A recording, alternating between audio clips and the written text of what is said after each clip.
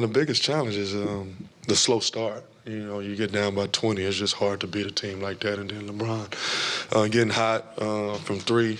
I think he tied his career high with 9 3-pointers. So that's tough to beat. You can't get down by 20 points to this team. They're just too talented. They got too many guys that can create their own shot. And they play very, very well tonight. When you look at just the ability that you guys had to cut into that lead and cut it and to make it 8 at one point, just what was the biggest difference and what did you see from your team that allowed you guys to cut into that lead?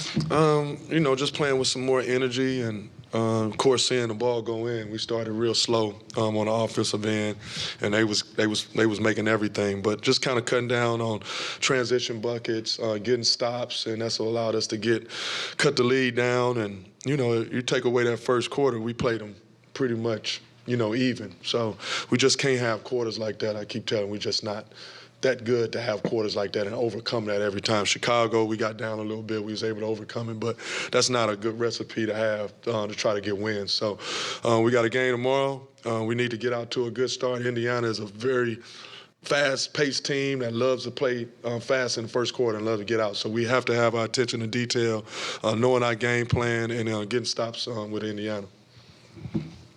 It was obviously never reasonable to expect that you were going to start this game shooting the way you ended the last game shooting, but when you're starting 0 for 11, several turnovers, I mean, what do you attribute that kind of shooting start to? Yeah, I mean, Brian, I don't know what I attribute it to. You can't control shots. You know what I'm saying? They was good shots, and sometimes they go in, sometimes they don't. But it was like the transition and AD getting some transitions and us turning the ball over. You can't control that a little bit. But shots, I can't really control that. I don't have a good answer for you. They was good shots. They just didn't go in. But we can control our turnovers, our effort getting back in transition, and those different things we can control, and we have to do better at that.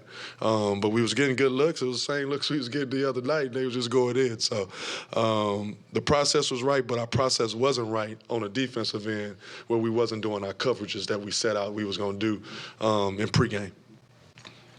Kevin, in the third quarter, you guys down by 26. I think what changed for you guys to just kind of get back in the game? What changed defensively maybe to kind of, you know, make that push a little bit?